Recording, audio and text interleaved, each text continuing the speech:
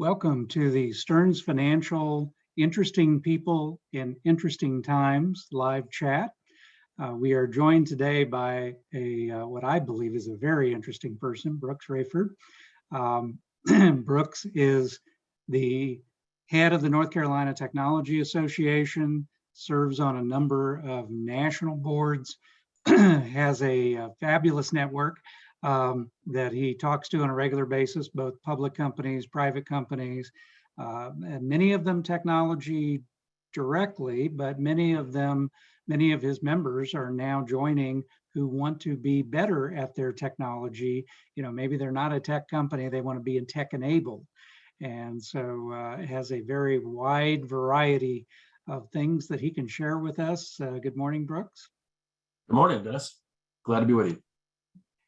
Yeah, well, so I want to remind everybody about questions and answers. If you have any questions, put them in the Q&A part of Zoom, not in the chat area, and we will try to get to as many of your questions as possible. I've already had a few that have been texted to me, so we'll hit those as we go along. So Brooks, let's just start out. Tell us a bit about the North Carolina Technology Association. Sure. Well, first of all, thanks for Stearns Financial Group being a member and supporter. We just celebrated in late February our 29th year. The association's original name was actually the North Carolina Electronics and Information Technology Association, if you can believe that. And it was established because there was no statewide industry group for the tech sector broadly. And at the time that it was established, it was really focused primarily on the IT community pretty specifically. So a number of the companies that were among the founding members would have been ones that at that time would have been well known to you. Some have changed brand names since then, morphed, like Bell South and GTE, names you don't really hear anymore. And the person who founded the organization was actually a woman who herself had been a pioneer, a woman in business and technology named Betsy Justice. And she was a member of former Governor Jim Martin's cabinet and had been the Secretary of Revenue under him. When he knew he would be leaving office at the end of his 2 terms, she knew she'd be leaving too. So she and others created what became NCEITA, which was pronounced INCETA. So most of you who've been around a while remember that pronunciation as being kind of how we refer to the association. She was the founding CEO and was in that role for about 7 years. So over time, the association kind of morphed with the times, as you just alluded to. Technology is an interesting industry in that it touches everyone. Personal technology, business technology, every organization uses it, whether it's to whether they are themselves a tech company or they utilize it to identify customers, make those bigger customers, or run their operations more efficiently. Digital marketing is a huge component of almost any entity. So the name was shortened to North Carolina Technology Association, not so specific to electronics and information. Still could be pronounced INCETA, so we did. And then about 14 years ago, I came on board as CEO, and we began morphing further, to your point, of being open to all companies and organizations and institutions. And so since then, we have been an open membership association. If you were to look at our roster of approximately 600 members, for us, a member is an entity, not a person. You would see everyone ranging from Stearns Financial to colleges, universities, to K-12 systems, to government entities, nonprofits of all sizes, and of course, companies of all types and sizes. And so now we have about 50% or just higher than that of our membership are tech companies, like any one of us would assume is a tech company. Most of them are small to medium sized. We have large brands as well, as you can imagine. And then the remainder, just under 50% of the rest are primarily professional services firms, so law and accounting, consulting, PR, staffing, recruiting, et cetera. And then nonprofits, I mentioned that, nonprofits, government, and education. And the newest category, several years old now, is this tech-enabled category. That's everybody else. And so professional sports teams, we have a well-known donut company, we have a lot of members that are interesting. People might wonder why they would be a member of the Tech Association, but of course their answer would be, why wouldn't we be? So that's a quick overview of kind of our life, our curve of life, and how we've morphed to change with the way business and organizations have changed in their use of technology. Yeah, well, many of the more enlightened private and even public companies that we work with prior to the pandemic knew they needed to up their game in the technology area. And so they had what I would call slow rambling, plans to do it. And then the pandemic seemed to accelerate everybody's need to move faster. And so it's, again, I think a great thing to expand all the people who are thinking about technology, either developing it or actually using it. So, yeah. So let's get to that. Tell us about the state of technology companies in North Carolina. Absolutely. Good timing. About 8 years ago, I was talking to our board about what could we as an association do beyond sort of the traditional role of an association, which is to convene people, to establish peer groups, to advocate on behalf of the sector. We do all of those things. But it would be nice to have some, I guess the term is original research, some reporting that might be of interest and value to the broad array of audiences that we have, which are our members, economic development leaders, public policy makers, the media, the general public. So I have the good fortune of being part of a network. As you might imagine, most states have something like us in their states.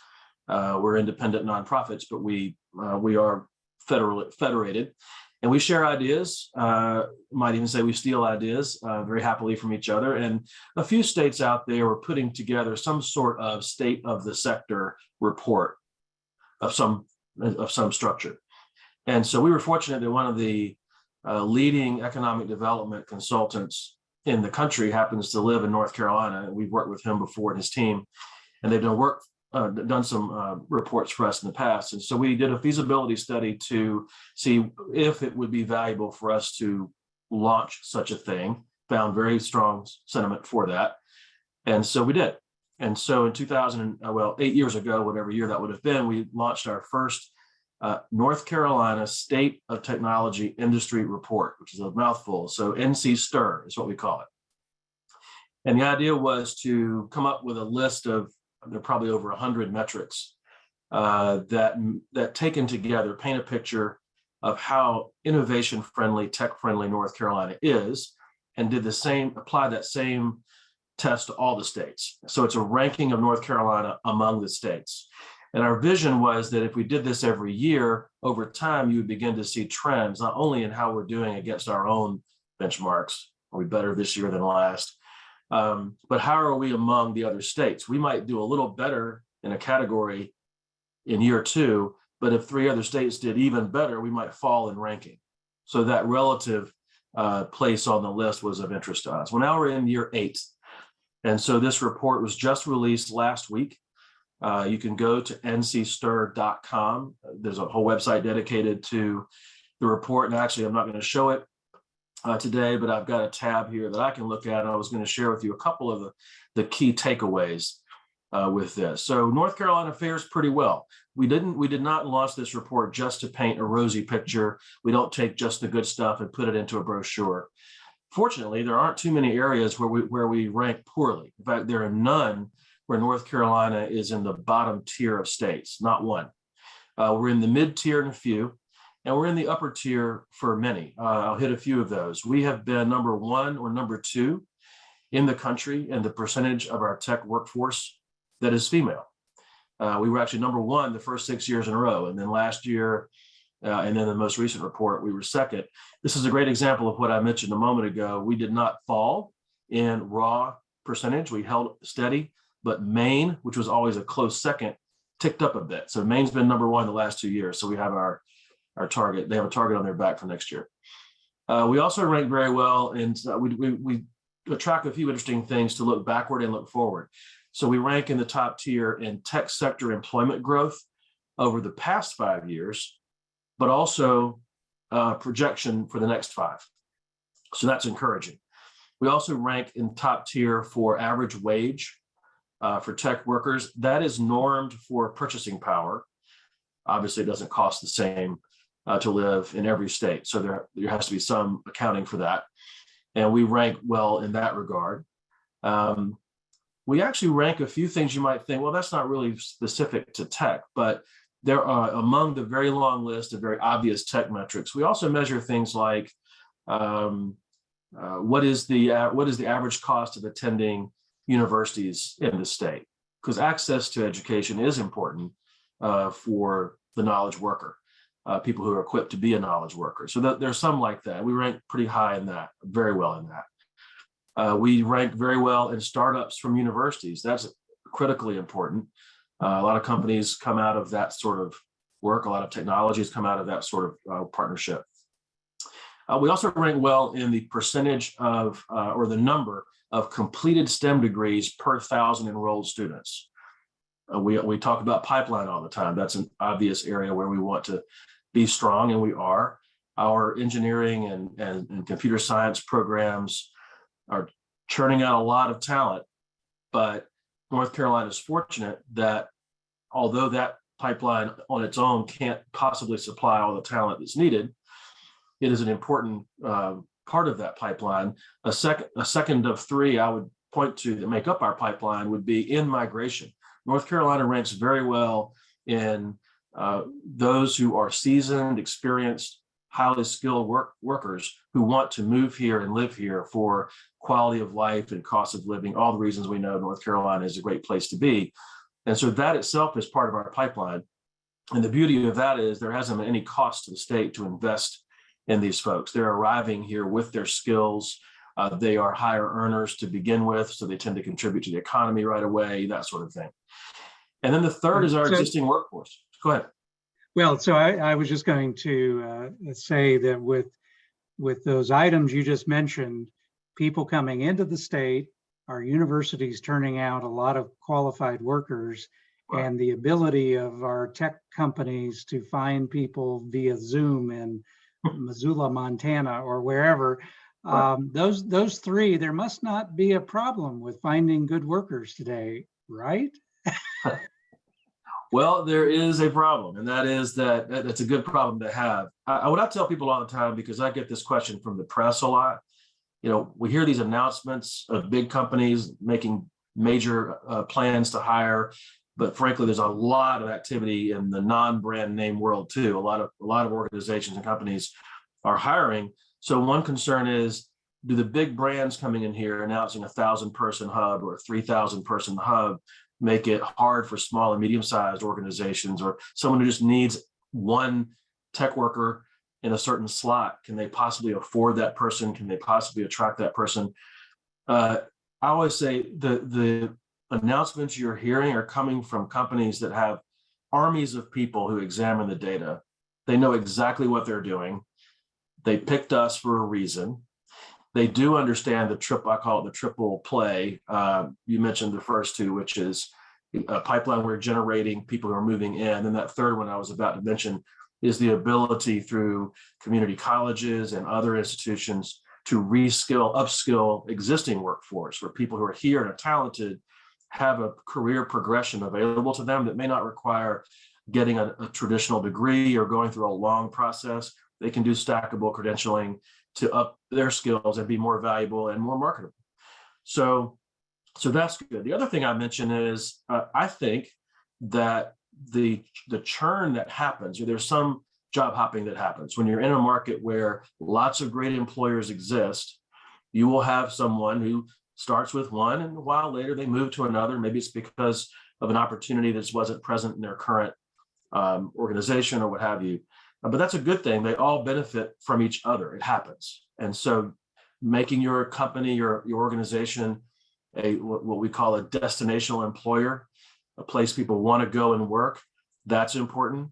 One of the things we hear a lot from companies whose brand may not say tech, whether it's a bank or an insurance giant, or you name it, a large health system, they tell me often that they are often second or third tier in the mind of a tech worker, because they don't think of that organization right off the bat. They're thinking of those tech brand names.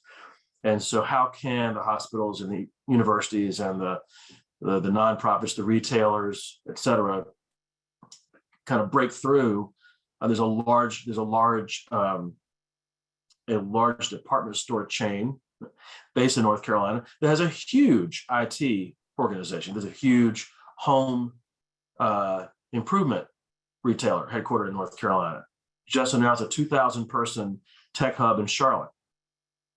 The brand of that company is not one a tech worker would immediately think of.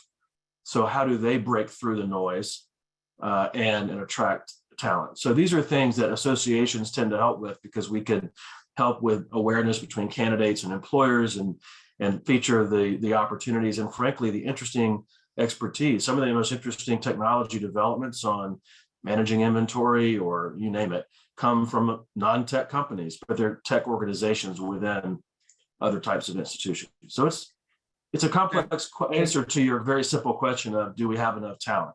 We're doing our best. Yeah.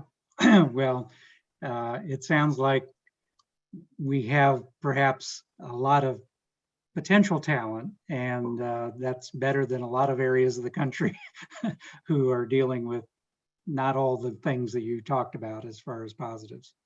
Could I add one thing to that a lot of people listening may not know?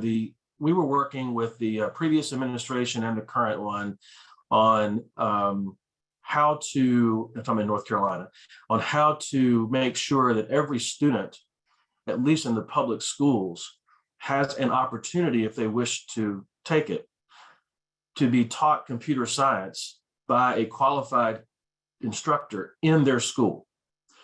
Now, that may seem like a not so lofty goal if you live in a large metro area where it's normal to have a computer science teacher or more in your local schools, but North Carolina wide, it's very uncommon, unfortunately. So we were able to persuade the legislature to fund an initiative, and they front funded it. So rather than doing it over a period of years as they initially were thinking of doing, it's front loaded, and it's designed to make sure there's a qualified computer science teacher in every elementary and middle school in North Carolina. Because if you don't catch students, then they don't just walk in high school and suddenly seem to have, I mean, they may, but that's not atypical. Also, high schools tend to already have that. So we'll get to a place where it could be a teacher who's not a computer scientist. You're not going to graduate with a computer science degree and go teach in a public school system, probably. It's just not, the pay doesn't work for folks like that for the most part. So how do you take existing teachers, train them, educate them so that they are equipped to do those sort of at least entry level courses and instruction? So that's what this funding is designed to do, and to do it ongoing, because obviously some of these teachers will leave the profession at some point or retire, and you want to have new ones coming in so that every school still has at least one. So while that may not seem like a cure-all, it's a pretty major step, and the state's made a pretty significant financial commitment to that. Yeah, well done. So we do have a question from our audience that relates to what you just talked about. So if you were sitting in front of a high school senior going into college who said to you, "Hey, Brooks, I'm interested in technology. I'm not sure what I should major in college. What are some of the future trends, future growth areas of careers and jobs? You know, how should I view that going into college?" I'll tell you something interesting. I was moderating a panel some years ago that involved the CEO of the largest privately held software company in the world, which is headquartered in North Carolina. Take your guess there. The chancellor of NC State, and a person who led a nonprofit that was geared toward this arena. And the chancellor at NC State said something that has stuck with me ever since. And I say this as a guy who was not particularly strong in math, but he said, math proficiency was the greatest predictor of academic success in terms of degree completion across all disciplines at NC State. Whether you were majoring in music, which by the way is a very math-based skill, or political science, or some STEM program, if a person's proficiency in math was a great predictor of their ability to complete the degree and be successful in their getting a job and all of that. So I've always said that when people ask me if they're unclear on what they want to major in, you don't have to major in math, but math ought to be an area that you keep the fundamentals strong, maybe take more than the minimum required. So that's one word of advice, because math is a fundamental skill that is not just for those who want to go teach math. It allows you to be nimble, understand fundamentals, et cetera. So no matter what happens in the development of technology, we can't tell a person to major in X today and know what that's going to mean 10 years from now. So therefore, ensuring the fundamentals are strong is important. Certainly some IT coursework, if not majoring in it, would be good to have. Digital literacy, digital skills are increasingly important. I don't care what your background is.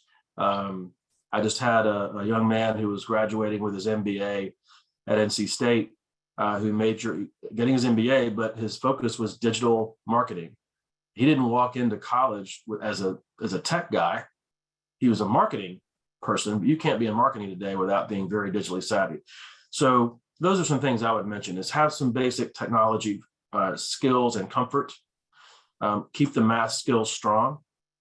Major in political science, major in dance, major in music, major in philosophy, major in what you want. But weave some of this in so that whatever you do with that, you'll have these underlying skills and then can adapt as the world evolves.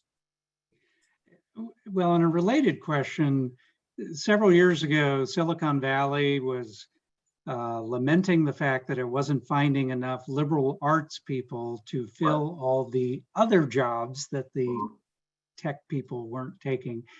And so, you're, let's see, are you still on the advisory board at NC State for social science and humanities?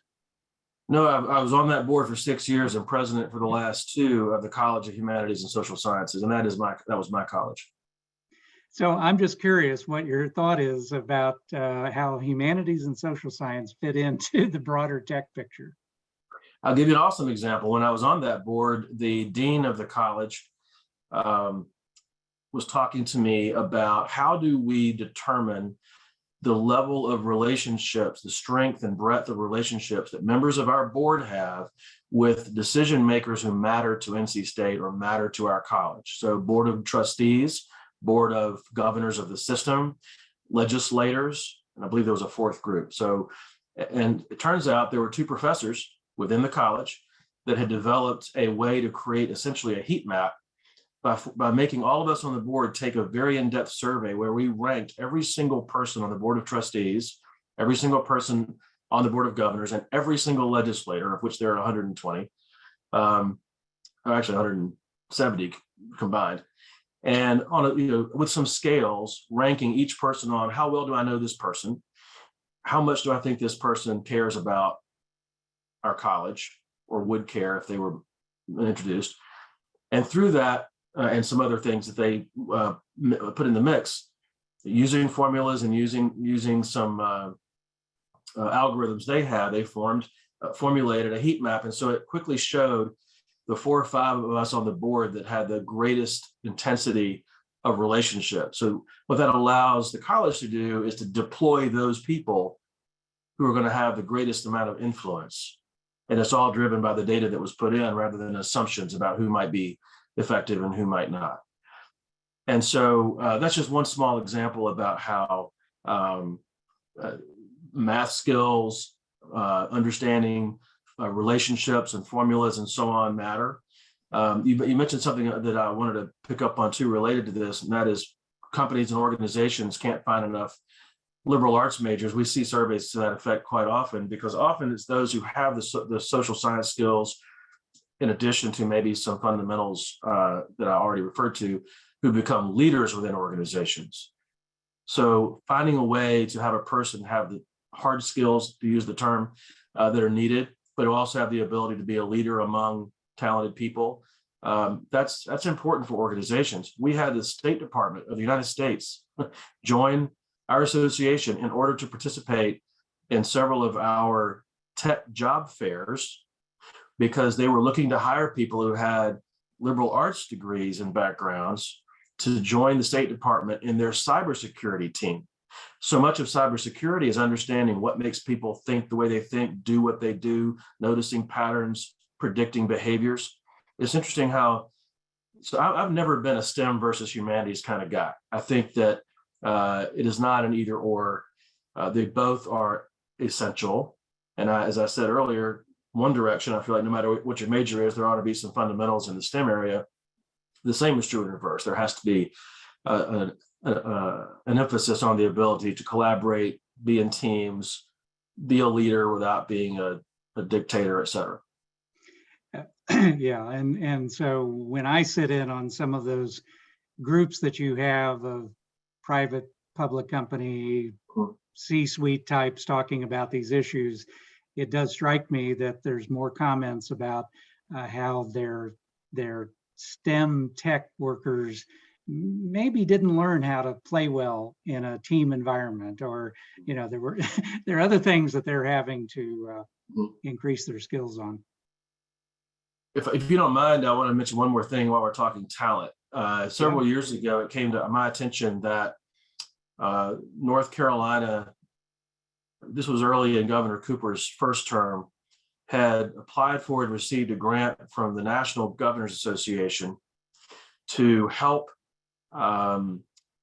create a structure, a framework where public service organizations that worked with people who had autism could connect with employers to allow employers to bring on people who are on the spectrum into roles that they could be very good at. This is not a charity thing. This is people are very talented, but needed some sort of infrastructure to be successful in a group setting or in a work setting.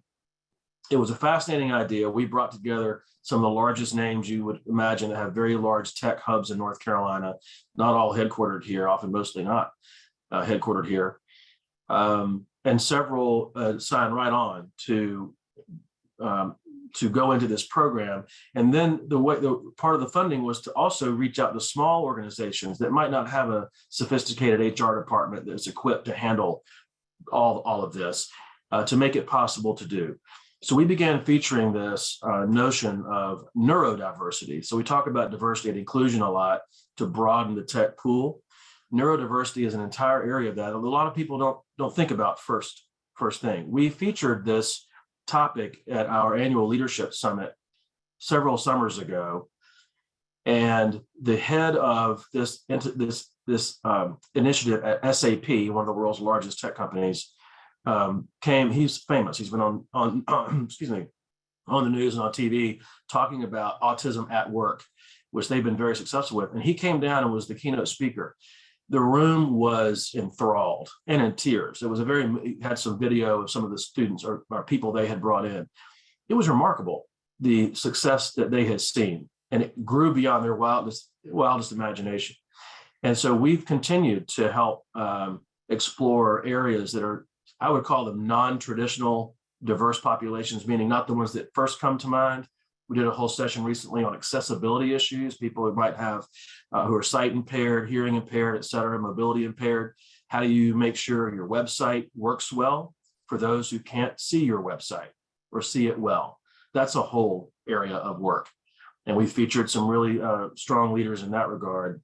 In fact, offered to do, I think we had a contest where 5 companies would win an accessibility audit of their website, which brought a lot of interesting things to their attention and that they could address that they had never even thought about before.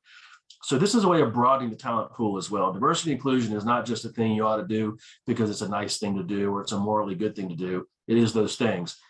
It's also a business imperative. Yeah, great. Another example of some really amazing things that you're helping spearhead at NC Tech. I should remind our audience that SAP is not a company that we are recommending. It's just a company that is doing some good things.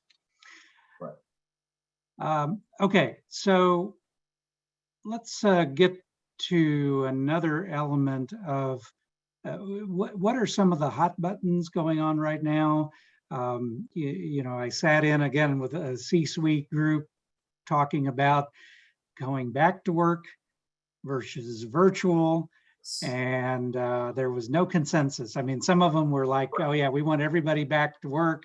Others were like, nah, that's not going to work in a hybrid world. Everything's changed. Give us your sense of all that.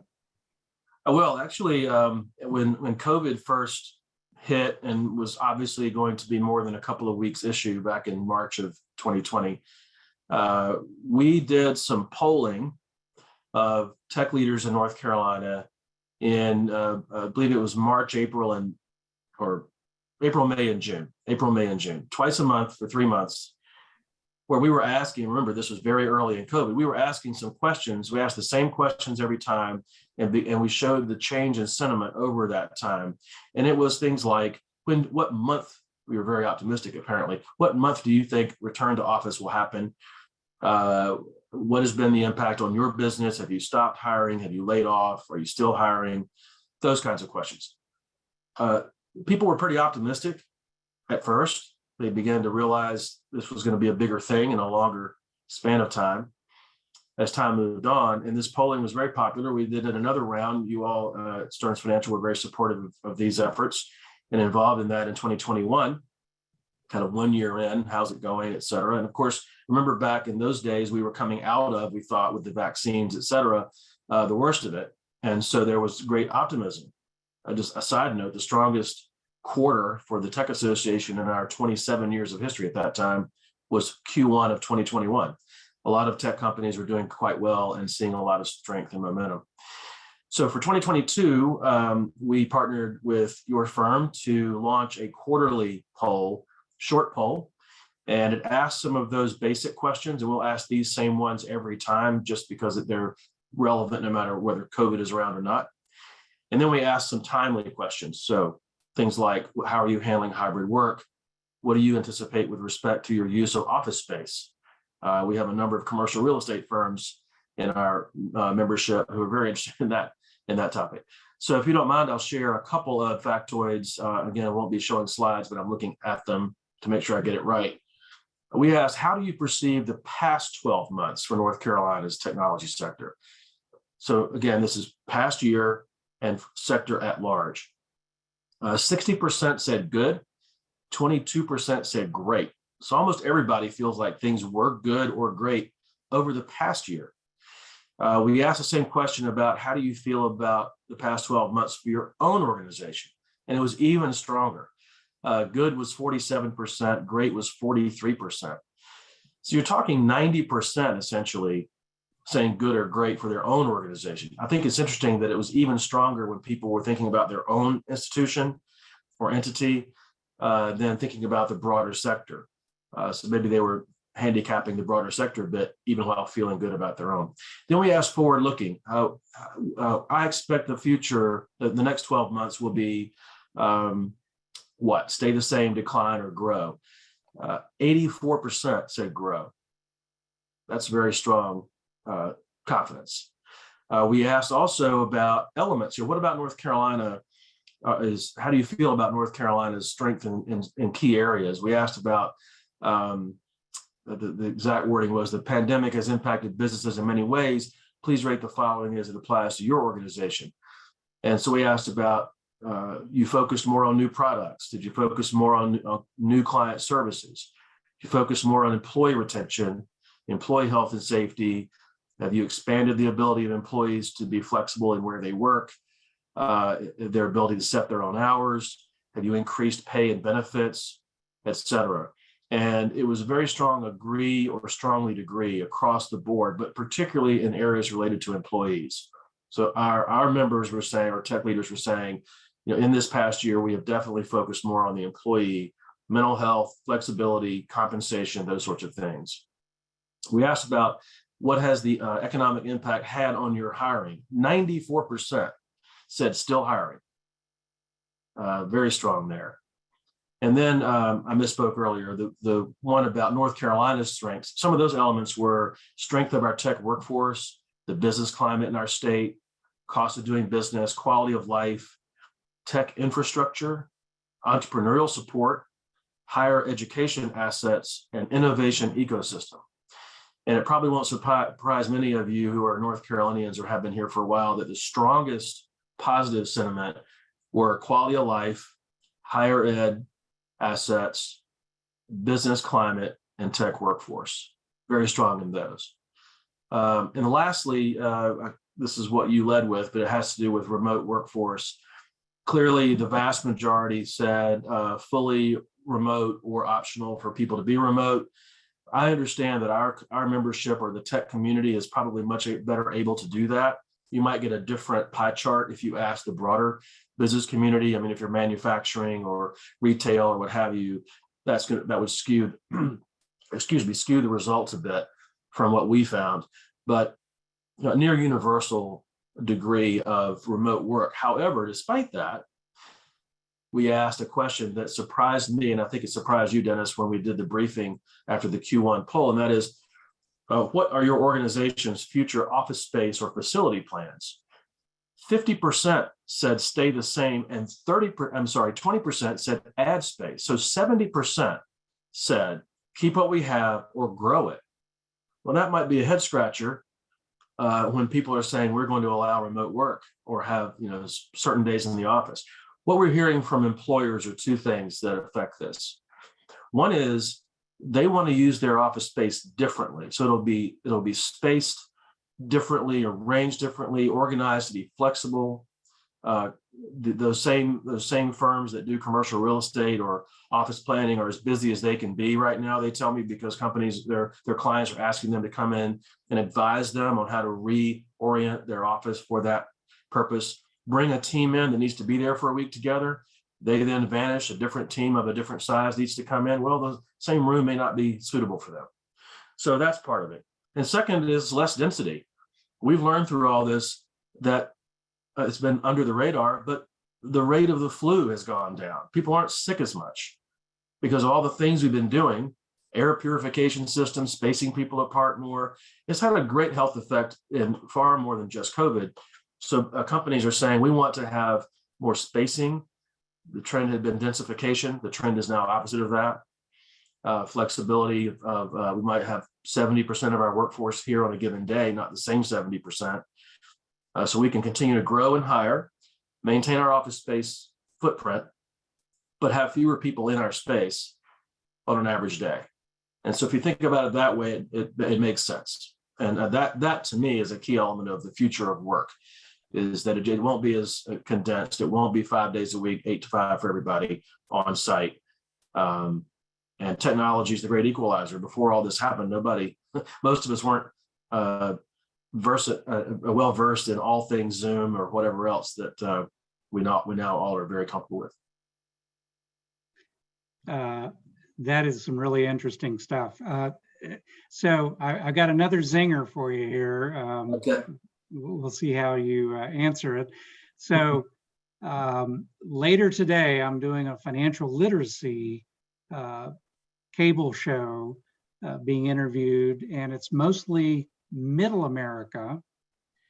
And I've been told that they are right in that sector that 61% believe we're in the middle of a recession.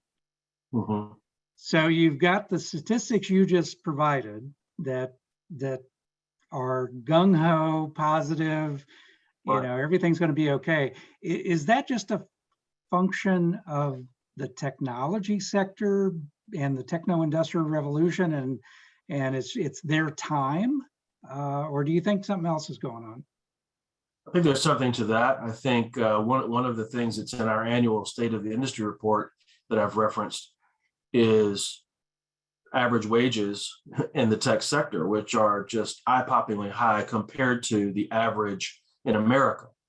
And I was having this conversation the other day with some business leaders who read about the job growth, wage growth, all the indicators that are really strong. And economists would say unemployment at near historic lows. So those are all good things.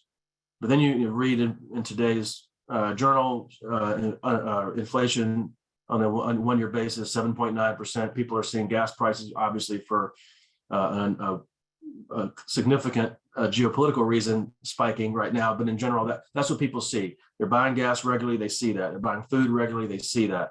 However, so it is a perception thing, in my opinion, because think about yourself. Most of us, the money we lay out in a month, a lot of that is fixed. If inflation ticked up last month, that doesn't change my mortgage. It doesn't change my car payment. It doesn't change my kids' tuition bill.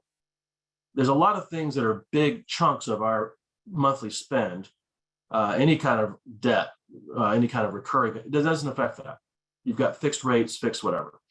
What it does affect is the stuff you buy regularly that's consumable, food, gas, energy, perhaps other things. And so while inflation might be 7.9%, it's not as though everybody's individual spending goes up that much overall, because a good chunk of their spending is fixed, it's protected. That inflation rate affects a portion of their spending, which means it certainly isn't 7.9% of their overall spending. But that's easy to say in a conversation like this, not so easy to put on a billboard or a bumper sticker and have everybody think, oh, everything's fine. So I get it. Well, yeah, and the other side of the techno-industrial revolution that you and I have talked about a lot is the fact that there are a lot of winners, but it's a dislocation of the economy, and Yes. it's something that's been true for decades. I mean, America's motto is "If it ain't broke, break it and fix it better."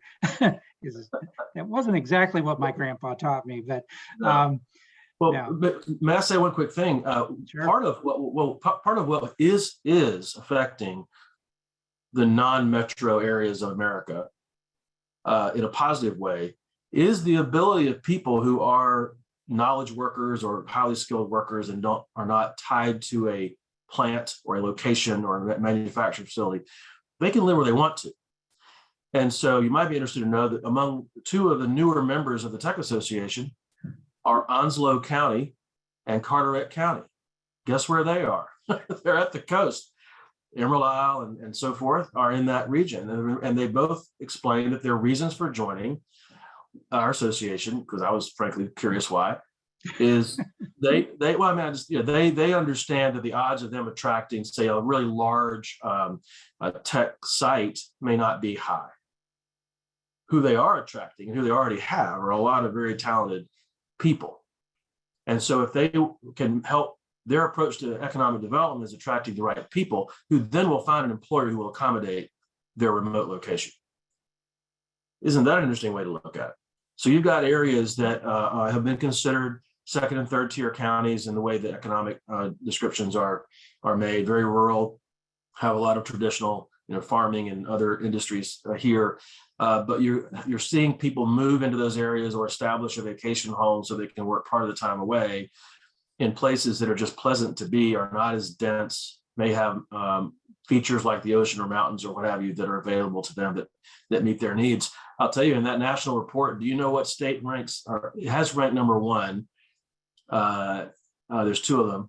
One is Utah and one is Idaho. They are, if you find our report, they have for several years been at the top of growth in tech sector workforce, because these tech workers who are outdoorsy or what have you, they're flocking to places like that. And you'll find some very large sites. I mean, brand name companies are putting up large buildings to accommodate the workforce that want to live in Boise and want to live in Salt Lake City and surrounding areas. And in fact, the Raleigh Chamber of Commerce is doing its annual intercity trip to Salt Lake City in April, in part to sort of see, what is it that's so they're doing? What are they doing right? Why are people attracted there? Because they're showing up in the top rankings on many of these things. Interesting stuff. We are definitely sailing in some new waters here, although I remember a book, and I'm struggling to remember the name of it. It was probably 20 plus years ago. I think it was by one of the Forbes editors, about something like Job 2.0, or it was basically predicting that the cost of living would get so expensive in San Francisco and Boston and other places that knowledge workers would find their way to less expensive areas. And so again, all this tech enabling, Zoom and elsewhere are enabling all that. So yeah. Well, it is. In fact, the large companies that are establishing giant hubs in the Triangle area right now, for example, and the Charlotte region, are having a ripple effect. I have some friends who are in the real estate business in the coastal region, and they tell me the explosion in home values there for second homes or even first homes, primary homes, has been palpable. And they're hearing from people who are moving to North Carolina to work for a large corporation that might have a giant explosion of jobs that pay average very well. They're selling their place in California for quite a nice profit and able to use that to get a primary home in a metro area, but also get a vacation home. So it's put pressure on the pricing of coastal homes, mountain homes. And I'm hearing this from real estate agents all the time. Interesting. All the second and third effects of this whole trend are just incredible. Okay, so we talked about some of the different things relative to workforce. How about supply chain disruptions? Again, the perception is that tech companies don't have supply chain disruptions at the same kind of level because they're dealing with digital stuff. First of all, is that true? And what are you hearing in the association? Well, it's true if you're not making stuff. There are certainly hardware issues. If you're trying to get laptops or screen, various types of peripherals, that could be a challenge. I was just hearing recently from some companies who do business with the state of North Carolina, because the state's budget cycle is a July 1 to June 30th cycle, and oftentimes in government, budgets have to be spent by the time the fiscal year is over, or you lose that ability to spend it.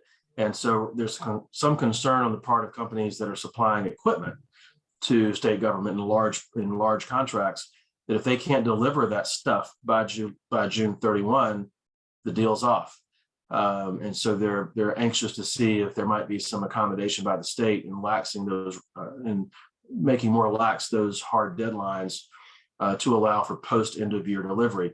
And just had that conversation yesterday. So that's an example of where supply chain absolutely can impact the end user. In this case, the state is a customer and the company supplying the equipment. Less so on software, which of course is what you were alluding to. The current situation in Ukraine is impactful in another way, in addition to the general supply chain problems, and that is availability of talent. A lot of tech companies or companies that have tech organizations within them have historically had employees or have employees and have sites in countries like Ukraine, where there's talent. And you might have a small hub there, an office there, or even a dispersed virtual workforce, but who's based there.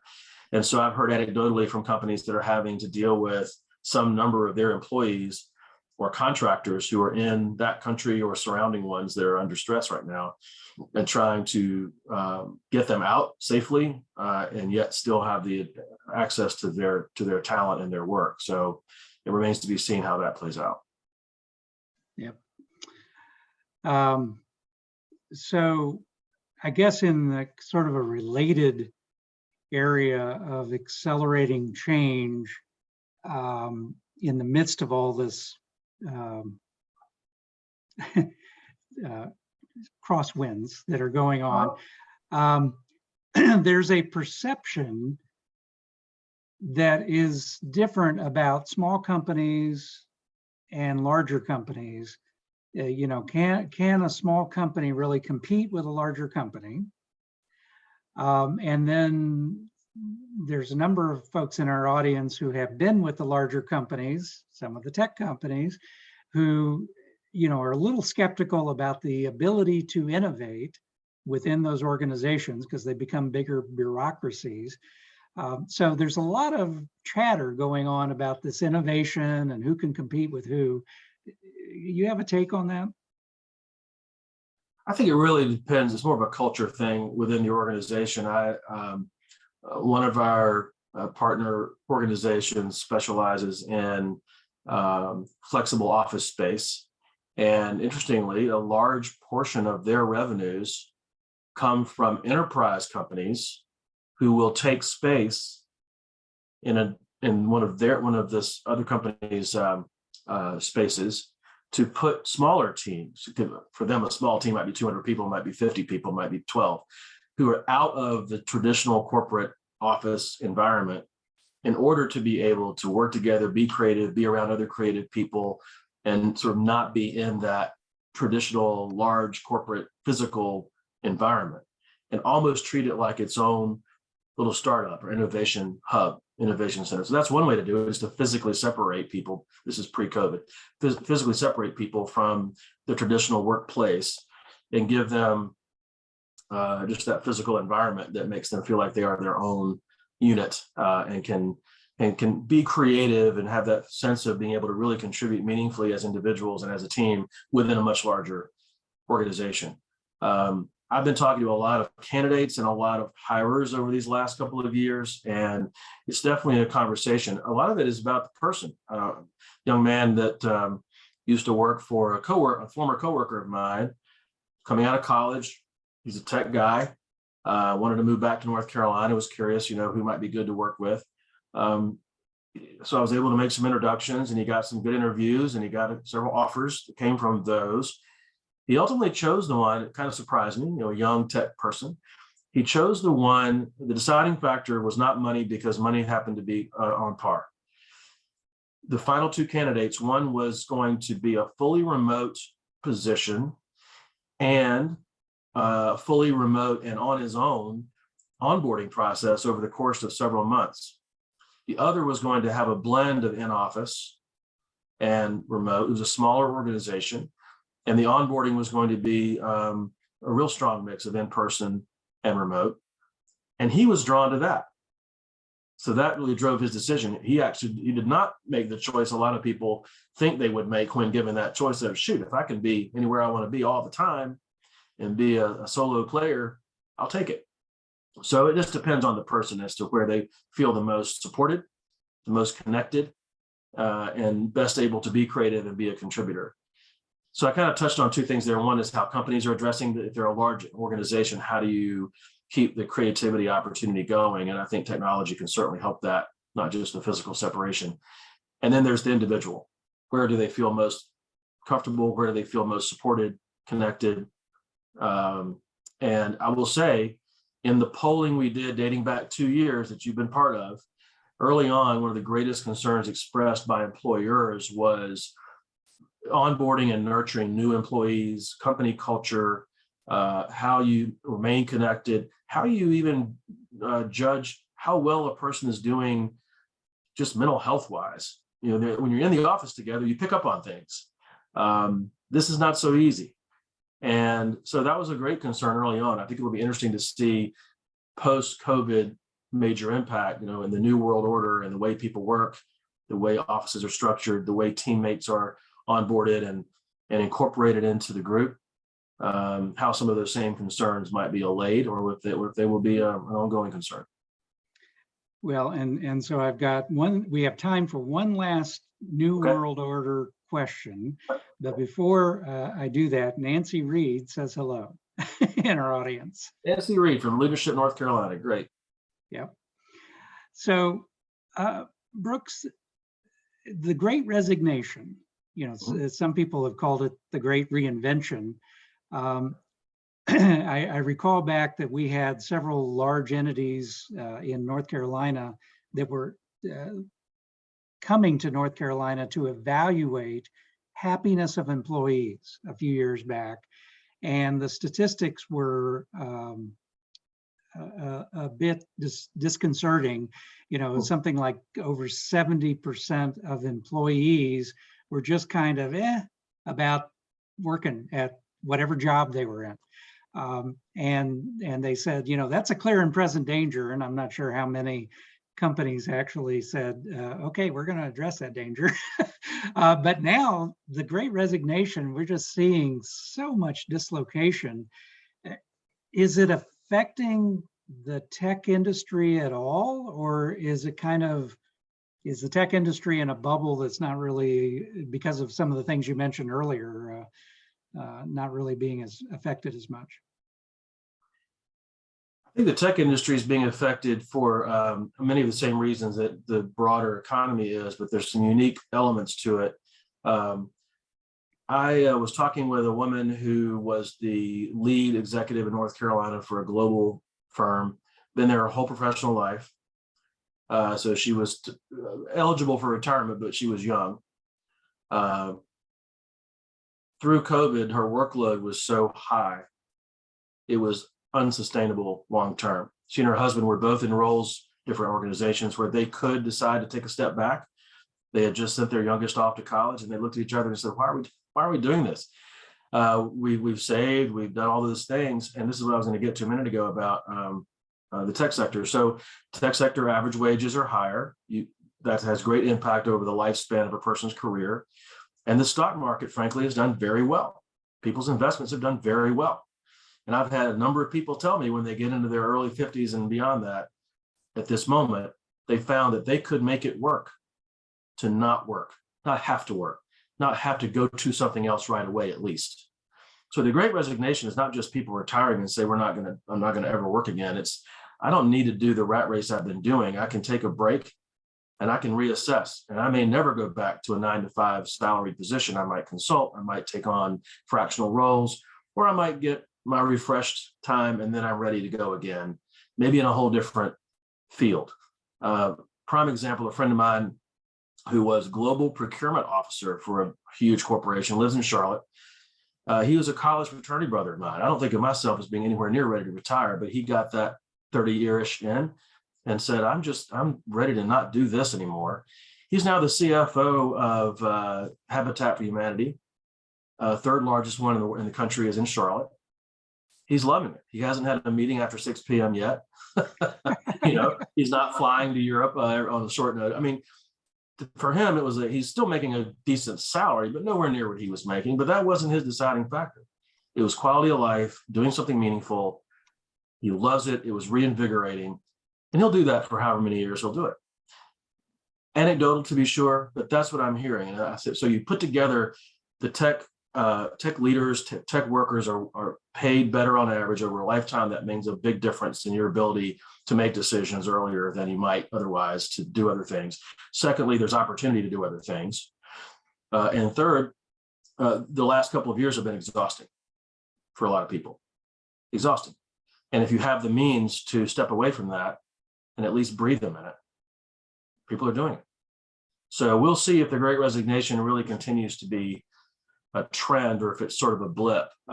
There's a professor at the University of Texas, or maybe A&M. That's a terrible mix-up to make if I'm wrong.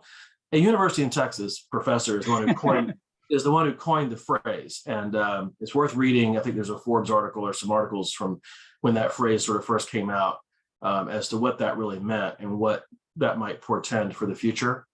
But you know what it also does?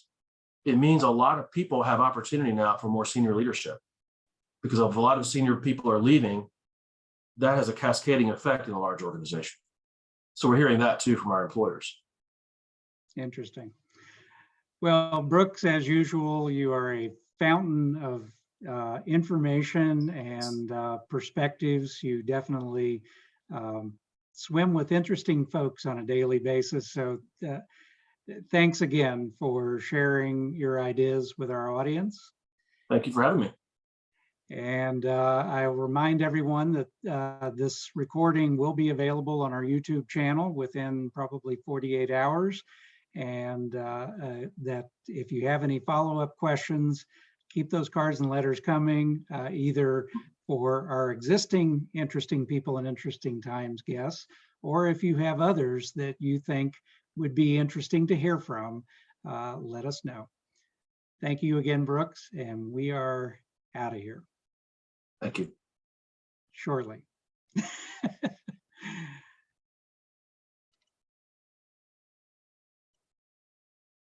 Have a great weekend, everyone.